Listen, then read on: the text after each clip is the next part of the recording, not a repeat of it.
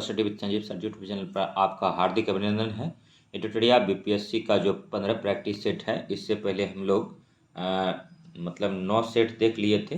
तो इससे पहले 1 से 5 एक कंप्लीट दिया गया था और उसके बाद 6, 7 और 8 दिया गया था कंप्लीट और 9 का सिर्फ आधा पार्ट दिया गया था। तो 9 का कंप्लीट भी दे दिया गया है। अब नेक्स्ट जो आज देखेंगे 10 प्रैक्टिस सेट देखेंगे।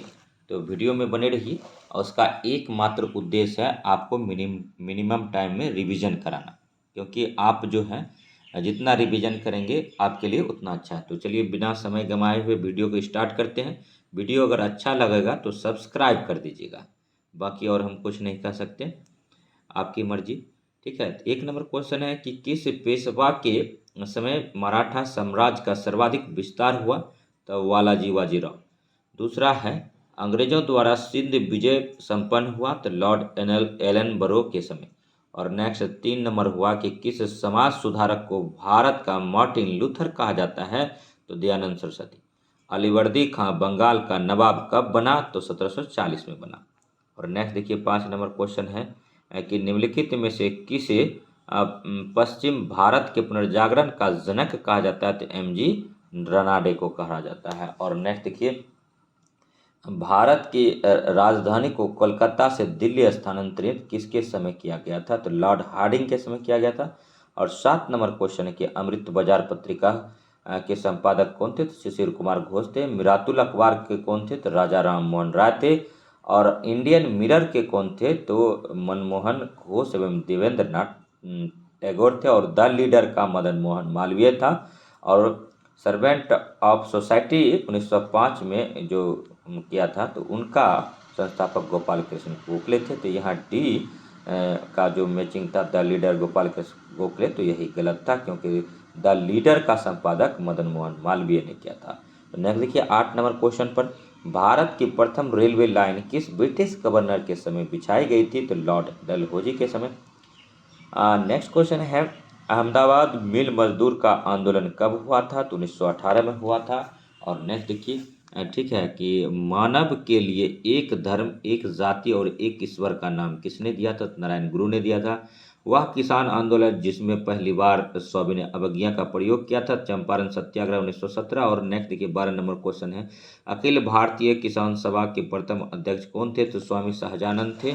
और नेक्स्ट देखिए ठीक है 13 नंबर क्वेश्चन है कि महात्मा गांधी को किस व्यक्ति ने अर्धनग्न फकीर कर संबोधित किया था? तो इसमें 2 व्यक्ति थे, एक तो विंस्टन चर्चिल था और दूसरा फ्रैंक मोरिस था। दोनों का नाम याद रखिएगा। और नेक्स्ट देखिए 14 नंबर क्वेश्चन है द्वितीय बौद्ध संगीति किसके शासनकाल में आयोजित की गई थी? तो कालाशोक में किया गया था। प्रथम बौद्ध संगीति जो हुआ था अजातशत्रु के नेतृत्व में हुआ था, दूसरा कालाशोक और तीसरा अशोक और चौथा कनिष्क के कार्यकाल में हुआ था। नेक्स्ट देखिए 15 नंबर क्वेश्चन है कि निम्नलिखित में कौन सम्मिलित नहीं है? तो इसमें जो है ठगी प्रथा का दमन विलियम बेंटिंग ने कैप्टन सिलिमन की सहायता से किया था।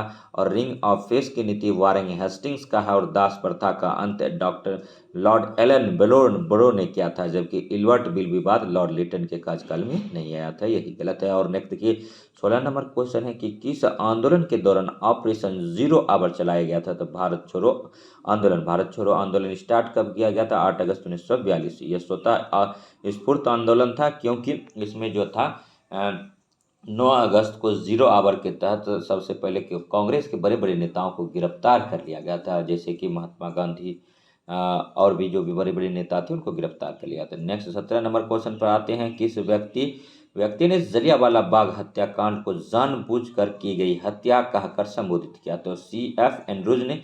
इससे पहले आपको जानना पड़ेगा कि जलियांवाला बाग हत्याकांड किस तिथि को हुआ था?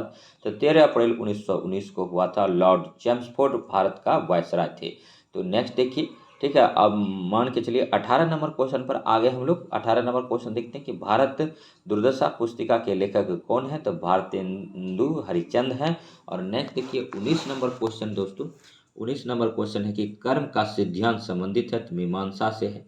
और नेक्स्ट 20 नंबर क्वेश्चन है कि महात्मा बुद्ध का महापरिनिर्वाण कहाँ प्राप्त हुआ था तो कुशीनारा उत्तर प्रदेश में हुआ था, जबकि इसका जन्म कहाँ हुआ था, लुम्बिनी ग्राम नेपाल की तराई में पड़ता है, वहाँ हुआ था। और नेक्स्ट देखिए 563 ईसा पूर्व में हुआ था।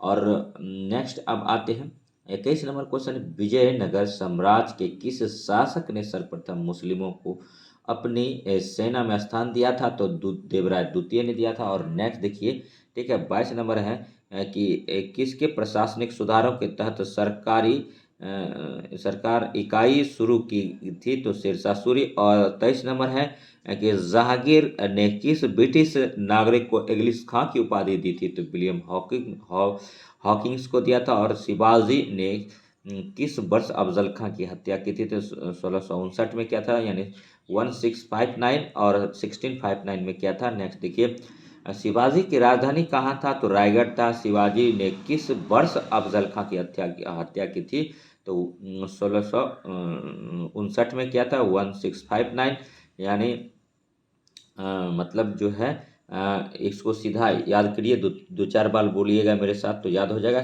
शिवाजी ने किस वर्ष अफजल खां की हत्या की थी, तो 1659। और नेक्स्ट देखिए 25 नंबर क्वेश्चन है कि ऋग्वेद में प्रयुक्त अधन्या शब्द का प्रयोग किसके लिए किया गया था, तो गाय के लिए अधन्या शब्द गाय के लिए गया था। गाय को जो मारता था उन्हें मतलब राज से बाहर कर दिया जाता था, और उसको कभी कभी मृत्यु दंड भी दिया जाता था। ऋग्वेदिक काल में गाय ही मतलब मनुष्य की सबसे बड़ी पूंजी होती थी। और नेक्स्ट देखिए 26 नंबर क्वेश्चन है, निम्नलिखित महाजनपद और उनकी राजधानी में कौन सही सुमेलित नहीं है, तो देखिए कौशल की राजधानी श्रावस्ती है, मत्स्य की राजधानी कौशाम्बी, और सुरसैन की राजधानी मथुरा है। ये 6ठी शताब्दी में पूरे भारत जो था 16 प्रदेशों में विभाजित था। 6ठी शताब्दी में 16 महाजनपद उन्हीं को बोला गया था। तो उनमें से कौशल जो था, इनकी राजधानी श्रावस्ती थी, सुरसैन की मथुरा थी, मत्स्य की कौशाम्बी थी, और अंग प्रदेश का जो था मतलब कहाँ था, चंपा था। और नेक्स्ट देखिए बिहार में कितने थे, तो उन दिनों जो 3 महाजनपद था बिहार में थे, 16 में से 3 कहाँ था, बिहार में थे। या इनको भी आपको याद रखना चाहिए। और नेक्स्ट देखिए 27 नंबर क्वेश्चन है, अस्थाई बंदोबस्त व्यवस्था किस वर्ष लागू की गई थी, तो 1793 में लागू की थी। नवरत्न किस गुप्त राजा के दरबार में थे, तो चंद्रगुप्त द्वितीय के दरबार में थे। और 29 नंबर क्वेश्चन है, मुद्राक्षस विशाखदत्त का है, मृच्छकटिकम शूद्रक का है, और अर्थशास्त्र चाणक्य कौटिल्य का है, और नेचुरल हिस्ट्री जो है प्लिनी का है। बीपीएससी प्रीवियस ईयर क्वेश्चन में ये तमाम क्वेश्चन पूछा गया है। एक बात और, जो कि गहराई से पढ़ते हैं, जो सूक्ष्म विश्लेषण करते हैं, जिनको थोड़ा समझ बूझ है, तो अगर इंटरिया का क्वेश्चन लगाते हैं और बीपीएससी का जो प्रीवियस ईयर क्वेश्चन है मेन बीपीएससी का उसका अगर देखेंगे तो उसका मैक्सिमम क्वेश्चन यहाँ उठा के डाल दिया गया है, लेकिन क्वेश्चन को मतलब शॉर्ट फॉर्म में डाला गया है। तो इसीलिए हम कह रहे हैं कि आदमी कह रहा है कि क्वेश्चन इजी है, क्वेश्चन इजी नहीं है। क्वेश्चन यहाँ जो है काफ़ी एक अच्छे स्तर का क्वेश्चन एडिटोरिया में डाला गया है, और ख़ास करके रंजित आईएएस के बुक में। और तो आप लोग अगर इसको बना पा रहे हैं, अच्छा नंबर ला रहे हैं, तो समझिए आपका मेहनत है कि आप बरसों से लगे हुए होंगे, और उसके बाद फिर आपने मेहनत किया होगा, आपने जीके जीएस का कई बुक को पढ़ा होगा, आप लाइक दैट जैसे कि वन लाइनर बुक लूसेंट पढ़ा होगा, क्राउन पढ़ा होगा, तभी जाके इसको आप लोग बना पा रहे हैं। या एनसीईआरटी एससीईआरटी पढ़े होंगे, मोबाइल से पढ़े होंगे, क्योंकि इसमें काफ़ी अच्छे अच्छे क्वेश्चन हैं। ठीक है, देखिए प्रसिद्ध विद्वान चाणक्य द्वारा लिखित पुस्तक अर्थशास्त्र का संबंध किस विषय से है, शासन के सिद्धांत एवं राजनीति से है। तो देखिए अर्थशास्त्र लिखा था, और वहाँ पर जनरल लिखा जाता है कि अर्थशास्त्र किसका पुस्तक है, तो विष्णुगुप्त, चाणक्य, कौटिल्य, विष्णुगुप्त, तीनों व्यक्ति एक ही व्यक्ति का नाम है, और इसका संबंध राजनीति से है लिखा है। लेकिन इसमें देखिए जोड़ दिया शासन के सिद्धांत एवं राजनीति से। तो क्वेश्चन देखिए ये सब क्वेश्चन ना कन्फ्यूजिंग वाला है, थोड़ा सा ध्यान दे करके आप पढ़िए। ठीक है, जो समझते हैं उसके लिए तो कोई दिक्कत ही नहीं है। सबका माइंड का लेवल एक जैसा नहीं होता है। कुछ व्यक्ति एक बार देखेगा उसको सारा चीज़ याद हो जाता है, कुछ को बार बार करने की ज़रूरत होती है। तो मोहम्मद गजनबी ने सोमनाथ मंदिर पर कब आक्रमण किया था, तो 1025 में किया था। गुप्त सम्राट जिसे हूनों को पराजित किया था तो वह स्कंद गुप्त था। गुप्त सम्राट जिसने हुनों को पराजित किया था? तो स्कंद गुप्ता। याद रखिए, इंपॉर्टेंट क्वेश्चन है, बीपीएससी प्रीलिम्स से पूछा गया क्वेश्चन है। और 33 नंबर है, भारतीय इतिहास का सबसे अच्छा क्रमबद्ध वर्णन पुराणों में मिलता है। पुराणों में सर्वाधिक प्राचीन पुराण कौन सा है? तो मत्स्य पुराण है। और 34 नंबर क्वेश्चन है, निम्नलिखित में से किस शासक ने शूद्र संस्कृत से पहला लंबा शिलालेख जारी किया? तो रुद्रदामन ने किया। और 35 नंबर क्वेश्चन है, हॉट स्पॉट की अवधारणा के प्रतिपादन कौन था? तो नॉर्मन मॉरियर्स था। और परमान डॉल्फिन अभ्यारण्य बिहार के किस जिले में है? तो अररिया जिला में है। अनुपम झील बिहार के किस जिले में स्थित है? तो कैमूर में। और नेक्स्ट देखिए, 38 नंबर क्वेश्चन है दोस्तों, भारत में वन स्थित रिपोर्ट 2021 के अनुसार बिहार में वनावरण एवं वृक्षारोपण में क्रमशः वृद्धि है।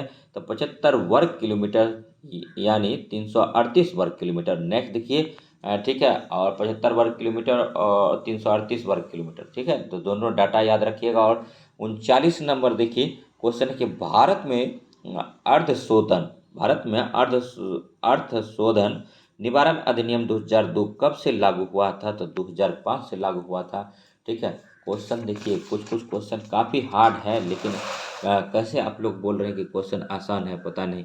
क्वेश्चन देखिए, किसी भी एग्ज़ाम में जो है नेचर होता है फ्लिप फ्लॉप एग्ज़ाम का, कि उसमें 30 से 50% क्वेश्चन ईजी दिया जाता है और 10% से 15% क्वेश्चन को हार्ड किया जाता है। उसी हार्ड क्वेश्चन के चलते बच्चे का मतलब रिजल्ट नहीं हो पाता है। तो इसीलिए, और इजी क्वेश्चन अगर आप गलती किए तो वैसे ही कंपटीशन से आप बाहर हो जाते हैं। तो इजी तो गलत करना ही नहीं है, इजी में सिली मिस्टेक होता है, उस पर कंट्रोल करना है, क्योंकि नेगेटिव मार्किंग है। 40 नंबर क्वेश्चन है, निम्नलिखित में से कौन सा भाषा शिक्षण का उद्देश्य है? तो निजी अनुभवों के आधार पर भाषा का सृजनशील प्रयोग करना। और नेक्स्ट देखिए, 41 नंबर क्वेश्चन है, एक भाषा शिक्षक के लिए सर्वाधिक महत्वपूर्ण है बच्चों को भाषा प्रयोग के अवसर उपलब्ध कराना। और 42 नंबर क्वेश्चन है, प्राथमिक कक्षाओं में रोल प्ले भूमिका निर्वाह का उद्देश्य होना चाहिए, विभिन्न संदर्भों में भाषा प्रयोग के अवसर प्रदान करना। और नेक्स्ट देखिए, 43 नंबर क्वेश्चन है, कहानी कविता गीतों और नाटकों के माध्यम से बच्चे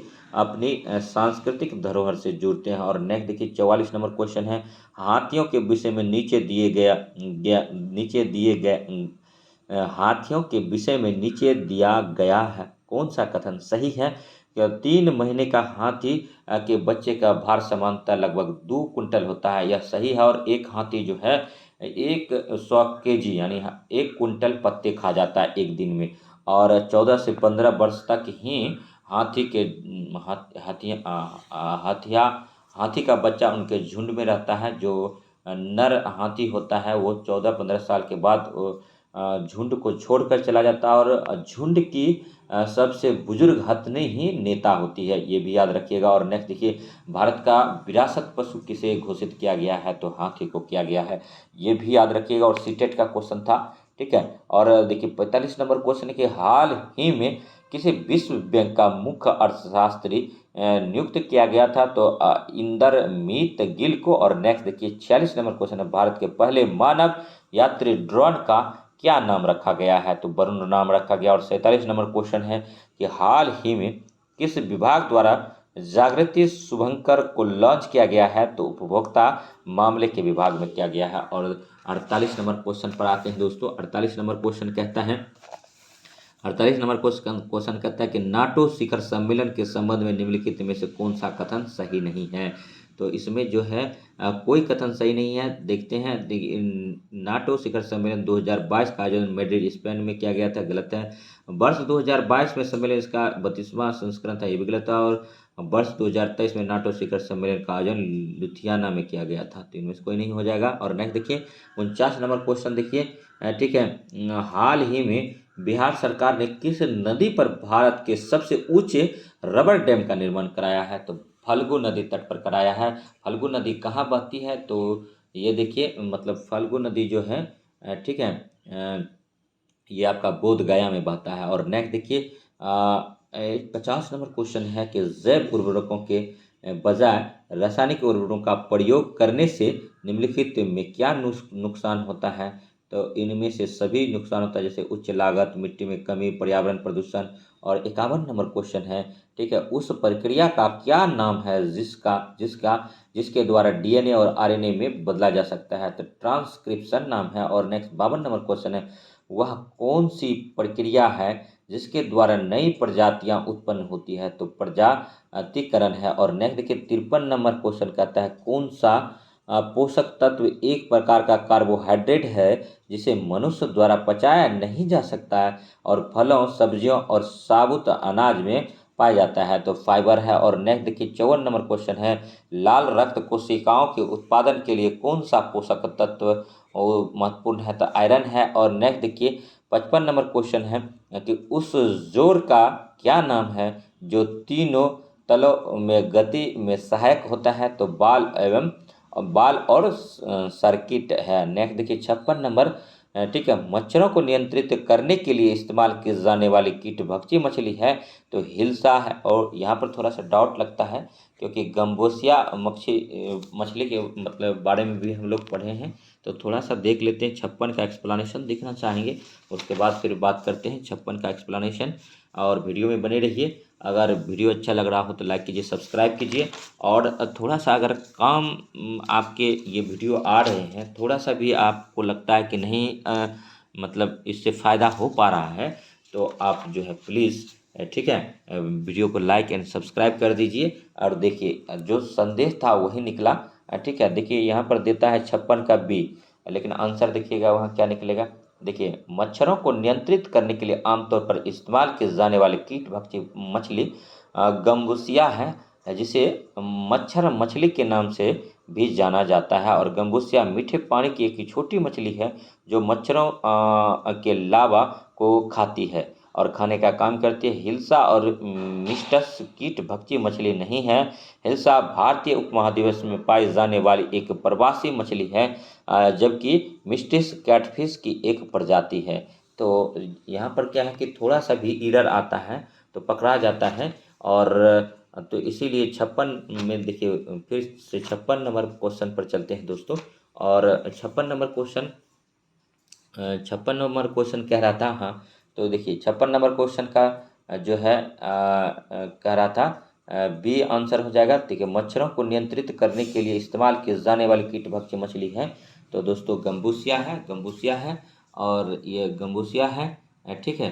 तो देखिए मच्छरों को नियंत्रित करने के लिए इस्तेमाल की जाने वाली कीट भक्षी मछली कौन है, तो गम्बूसिया है, याद रखिए इसको। और मच्छर को काटने से मलेरिया रोग होता है मादा एनाफ्लीज के काटने के लिए, और सिनकोना के साल से कुनेन प्राप्त होता है और कुनेन मलेरिया की दवा होता है। और नेक्स्ट देखिए 57 नंबर क्वेश्चन है, केंद्रीय रिक्तियाँ के जो केवल पादप कोशिका में पाई जाती है, इसका कार्य क्या है, तो पानी और अन्य पदार्थों को संचित करना। और जेनेटिक्स निम्न में से किसका अध्ययन है, तो अनुवांशिकता का। जेनेटिक्स में किसका अध्ययन करते हैं, तो अनुवांशिकता का करते हैं। जेनेटिक्स में किसका अध्ययन करते हैं, अनुवांशिकता का करते हैं। और प्रकाश वर्ष मात्रक है दूरी का बीपीएससी प्रीलिम्स में दोनों क्वेश्चन पूछा गया है और प्रीवियस ईयर क्वेश्चन यहाँ भर भर के दिया गया है सेट में दोस्तों। और नेक्स्ट देखिए, यदि दो वस्तुएं एक भारी और एक हल्की को जमीन के ऊपर समान ऊंचाई से गिराया जाता है, तो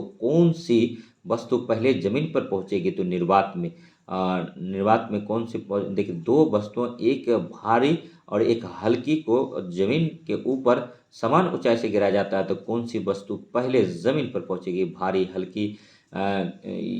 यह वस्तुओं के आकार पर निर्भर करता है और इसमें से कोई नहीं। तो इसका जो है 60 नंबर का एक्सप्लेनेशन देखिए। 60 नंबर का एक्सप्लेनेशन में क्या कहता है, थोड़ा बीच बीच में जो है कॉन्सेप्ट को क्लियर करने के लिए उसका एक्सप्लेनेशन भी देखना चाहिए दोस्तों, ठीक है। उसके बाद देखिए इससे क्या होगा कि आपको एक साथ कई क्वेश्चन आपका मतलब बन जाएगा। और अगर इस टाइप का क्वेश्चन पूछा जाता है तो वीडियो में बने रहिए और देखते हैं, ठीक है। देखिए ऑक्सीजन तो मतलब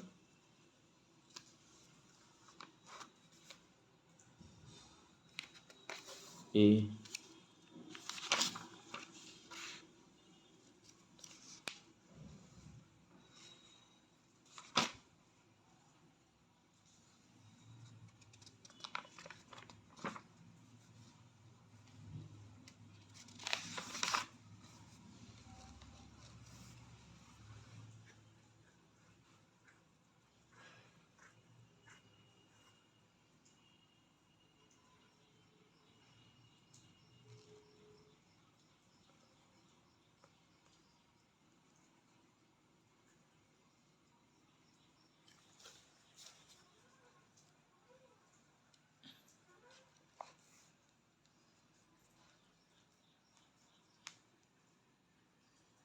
60 नंबर जो क्वेश्चन था दोस्तों, ठीक है, 60 नंबर, यदि दो वस्तुओं एक भारी और एक हल्की को ज़मीन पर के ऊपर से ऊंचाई से गिराया जाता है तो कौन सी वस्तु पहले ज़मीन पर पहुंचेगी।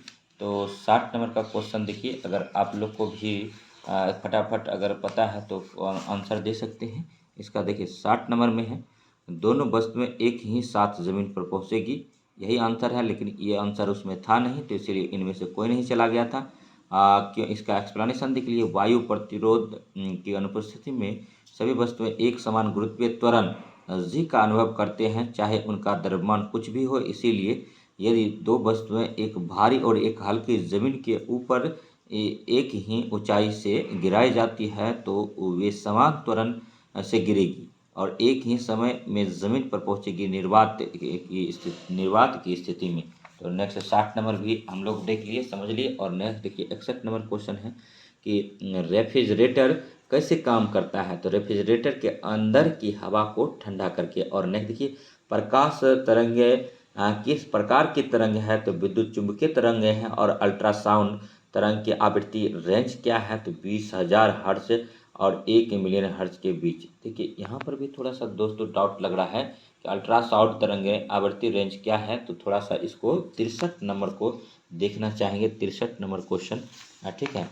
और 63 नंबर क्वेश्चन का है कि ऐसा इसलिए हो पा रहा है कि ये क्वेश्चन सारा बीपीएससी का मतलब पूछा गया, इसमें पूछ रहा है। अब बीपीएससी ई ऑप्शन रखता है तो इसीलिए थोड़ा सा जो है वहाँ से जो क्वेश्चन एडिटोरियल पब्लिकेशन में लिया गया है हूबहू क्वेश्चन ले लिया गया है। और 63 नंबर पर देखते हैं, ठीक है। 63 नंबर का देखिए, ठीक है, यहाँ कह रहा है कि 20,000 हर्ट्ज और 1 मिलियन हर्ट्ज के बीच अल्ट्रासाउंड की आवृत्ति रेंज 20,000 हर्ट्ज और 1 मिलियन हर्ट्ज के बीच है।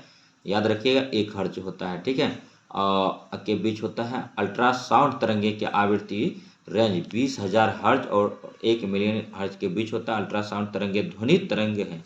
तब पूछा जाएगा दूसरा क्वेश्चन कि अल्ट्रासाउंड कैसी तरंगे हैं। तो ध्वनि तरंगे हैं और जिनकी आवृत्ति मानव श्रवण की ऊपरी सीमा से अधिक होती है। अल्ट्रासाउंड तरंगे की आवृत्ति रेंज श्रव्य ध्वनि तरंगे की तुलना में अधिक होती है। अल्ट्रासाउंड तरंगे का उपयोग चिकित्सा, इमेजिंग, सोनार और औद्योगिक परीक्षण सहित विभिन्न क्षेत्रों में किया जाता है। तो ये भी याद रखेंगे। और नेक्स्ट देखिए 63 नंबर क्वेश्चन जो है, 63 नंबर क्वेश्चन पर आते हैं, ठीक है। सभी क्वेश्चन जो है अति महत्वपूर्ण है, ठीक है। वीडियो में बने रहिए और समझते चलिए, ठीक है। एक क्वेश्चन समझेंगे तो कई फायदे हैं इसके, ठीक है। अल्ट्रासाउंड तरंगे की आवृत्ति रेंज क्या है। तो 20 हर्ट्ज और 1 मिलियन हर्ट्ज के बीच है। 64 नंबर क्वेश्चन है, निम्नलिखित में से कौन सा उपकरण विद्युत ऊर्जा को यांत्रिक ऊर्जा में परिवर्तन करता है। तो मोटर करता है। और नेक्स्ट देखिए 65 नंबर क्वेश्चन, निम्नलिखित में से कौन सा कारक नहीं है जो एक माध्यम ध्वनि की गति को प्रभावित करता है। चुंबकीय क्षेत्र की ताकत। और 66 नंबर है, सामान्य शरीर में सर्वाधिक पाए जाने वाला तत्व निम्नलिखित में से कौन सा है। तो ऑक्सीजन है। और नेक्स्ट देखिए 67 नंबर क्वेश्चन है, ठीक है, कॉस्मिक किरणें क्या है। तो आवेशित तथा, ये क्वेश्चन देखिए बीपीएससी प्रीलिम्स में पूछा गया है। कॉस्मिक किरणें हैं तो आवेशित तथा अनावेशित दोनों हो सकते हैं। और नेक्स्ट 68 नंबर है कि आधुनिक आवर्त सारणी के किस वर्ग में ऊपर से नीचे आने पर मतलब परमाणु की त्रिज्या के मान में क्या परिवर्तन होता है। तो बढ़ता है। और नेक्स्ट देखिए 69 नंबर क्वेश्चन है कि नाभिकीय रिएक्टर में किस धातु का प्रयोग मंदक के लिए किया जाता है। तो देखिए इसमें क्या है कि भारी जल और ग्रेफाइट का किया जाता था, तो इसीलिए इसको इनमें से सभी दे दिया। और नेक्स्ट देखिए साधारण बल का भी किया जाता है, तो ये भी हो जाएगा 3 में से सभी।